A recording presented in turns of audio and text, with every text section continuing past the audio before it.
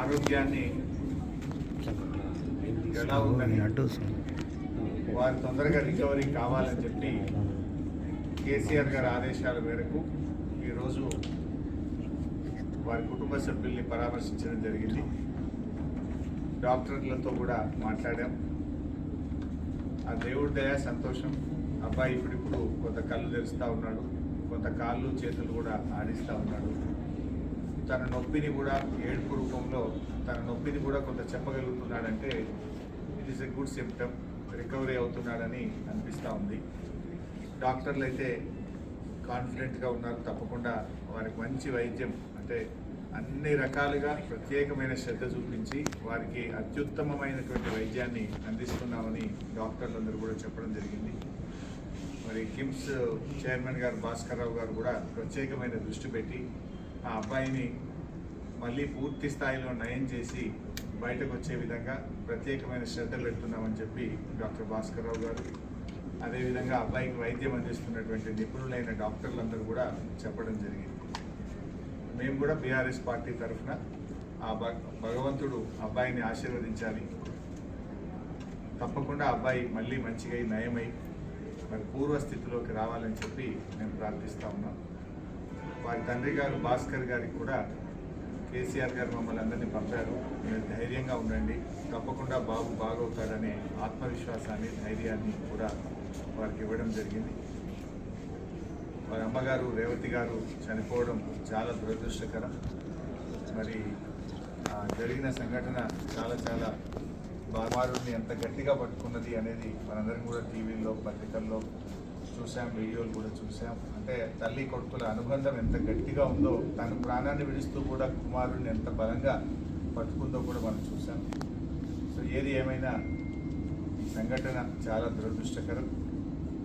రేవతి గారి మృతికి ప్రగాఢ సానుభూతిని తెలియజేస్తూ శ్రీతేజ్ తొందరగా బాగై నయం కావాలని ఆ భగవంతుడిని బీఆర్ఎస్ పార్టీ పక్షాన ప్రార్థిస్తుంది. సీఎంతో ఫిల్మ్ ఇండస్ట్రీ మీటింగ్ జరిగింది, సెపరేట్ అయిపోయింది. సరే, ఇది రాజకీయాలు మాట్లాడే సందర్భం కాకపోవచ్చు.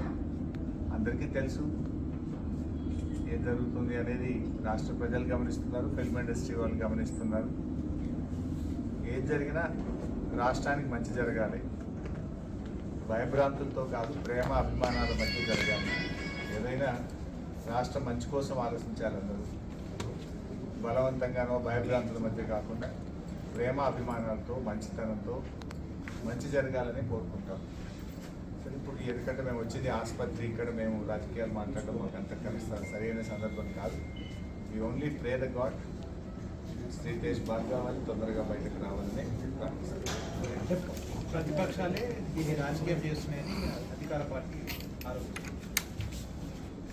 సరే, నువ్వేమో రాజకీయాలు మాట్లాడాలంటే నువ్వు పదే క్వశ్చన్లు రాజకీయమైన క్వశ్చన్లు వేస్తావు, చెప్తావు, బాగుంది చెప్పచ్చు. ప్రతిపక్షాలు రాజకీయం చేస్తుందా, ప్రభుత్వం రాజకీయం చేస్తుందా అందరికీ తెలుసు కదా. నేను ఒక మాట సింపుల్గా అడుగుతున్నా సార్. 12 రోజుల తర్వాత కదా ముఖ్యమంత్రి స్పందించింది. యాక్సిడెంట్ జరిగిన తర్వాత శ్రీతేజ్ను ప్రభుత్వం ఎందుకు స్పందించలేదు? ఒక మంత్రి గారు వచ్చి ఎందుకు పరామర్శించలేదు? 12 రోజుల తర్వాత అసెంబ్లీ వేదికగా నువ్వు మాట్లాడి అప్పుడు కదా నువ్వు స్పందించింది. మరి 12 రోజులు ఎందుకు స్పందించలేదు? ఆ 12 రోజులు ఏమైంది? ఇంకోటి, శ్రీతేజ్ ఎంత ముఖ్యమో రాష్ట్రంలో ప్రతి పౌరుడు కూడా అంతే ముఖ్యం కదా. గురుకులాల్లో 50 మంది విద్యార్థులు చనిపోతే ఒక్క మంత్రిపై పరామర్శించలే.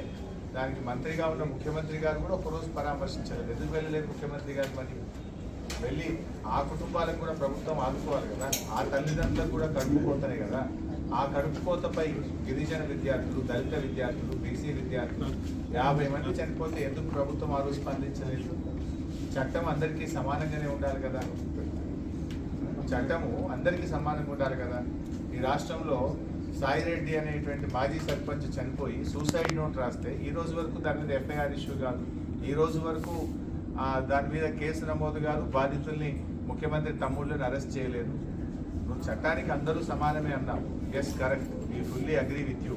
ముఖ్యమంత్రి గారి మాటలతో మేము పూర్తిగా ఏకీభవిస్తున్నాం.